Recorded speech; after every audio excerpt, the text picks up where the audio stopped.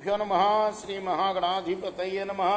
శ్రీ సరస్వతి నమ. భక్తులరా, వాల్మీకి మహర్షి రచించిన శ్రీమద్ రామాయణం యథాతథంగా చెప్పుకున్నాం. ఇందులో భాగంగా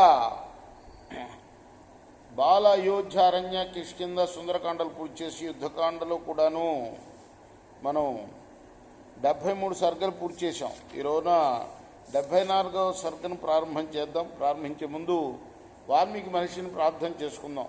కూజంతం రామ రామేతి మధురం మధురాక్షరం ఆరుహ్య కవితా శాఖాం వందే వాల్మీకి కోకిలం.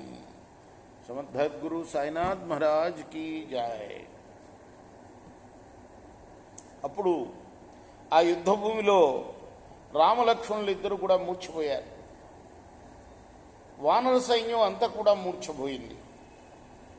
సుగ్రీవుడు, నీరుడు, అంగదుడు, జాంబవంతుడు వీళ్ళందరూ కూడాను మూర్ఛపోయి పడి ఉన్నారు.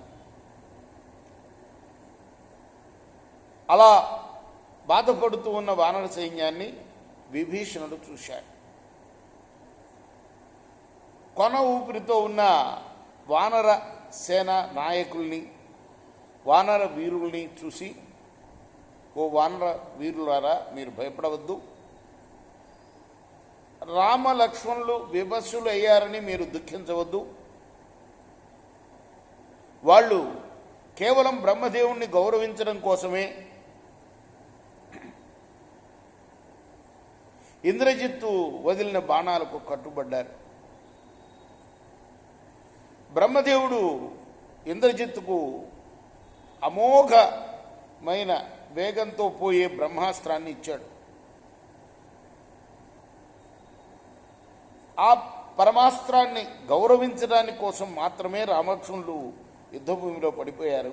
అందువల్ల మీరిప్పుడు ఏమాత్రం దుఃఖపడవద్దు అంటూ వాళ్ళని ఓదార్చాడు విభీషణుడు.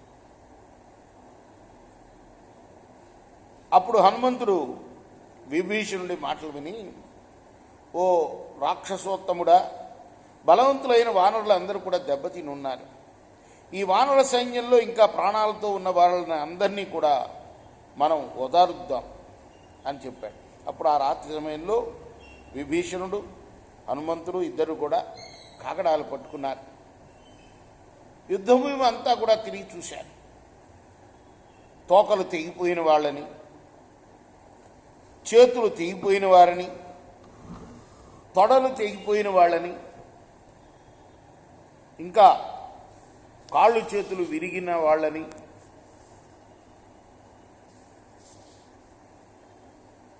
తొడలు తెగిపోయిన వాళ్ళని, కంఠాలు తెగిపోయిన వాళ్ళని, నెత్తురు కారుతూ నేలపడి అటు ఇటు పొర్లుతూ ఉన్న వాళ్ళని, వీళ్ళిద్దరు కూడాను తిలకించారు. సుగ్రీవుణ్ణి, అంగదుణ్ణి, నీలుణ్ణి, శరభుణ్ణి, గంధమాదుణ్ణి, గవాక్షుణ్ణి, సుశేషుణ్ణి, వేగదర్శిని, ఆకుహుణ్ణి, మైందుణ్ణి, నలుణ్ణి, జ్యోతిర్ముఖుణ్ణి, ద్వివిధుణ్ణి, పనసుణ్ణి, ఇంకా తక్కిన వానవీరుల్ని అందరినీ కూడా చూశారు. వీళ్ళు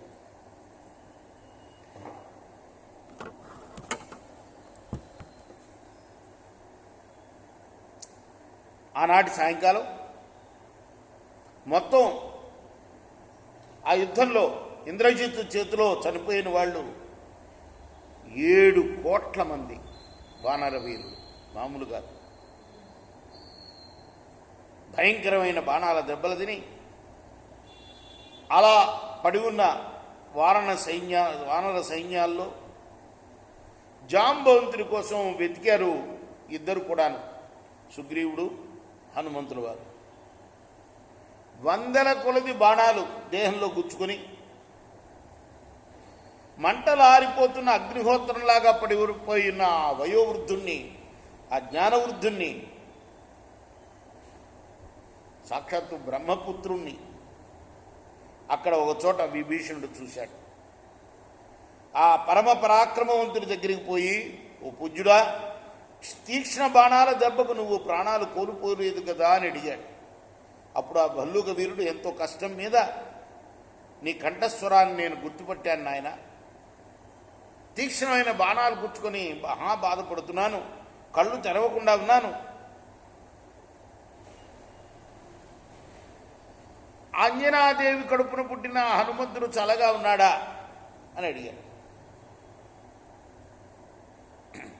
ఏమిటయ్యా, రామలక్ష్మణులు వదిలిపెట్టి హనుమంతుని గురించి అడుగుతున్నావు నువ్వు? కారణం ఏమిటి? నీకు సుగ్రీవుడి మీద కానీ, యువరాజు అంగదుడి మీద కానీ, రామ ప్రభువు మీద కానీ మనసు లేదు ఎందుకు అని అడిగాడు. అప్పుడు ఆయన అన్నాడు, ఆ వీరుడు హనుమంతుడు గనక జీవించి ఉన్నట్లయితే ఈరోజు మంగళవారం చక్కగా హనుమంతుడి గొప్పదనాన్ని గురించి అధ్యాయము. హతమైపోయిన వానర సైన్యం అంతా కూడా జీవించి ఉన్నట్టే లెక్క, హనుమంతుడు ఒక్కడు బతుకుంటే. ఎందుకంటే ఆ హనుమంతుడు వేగంలో వాయువుతో సమానమైనవాడు, పరాక్రమంతుడికి అగ్నిహోత్రుడితో సమానమైనవాడు.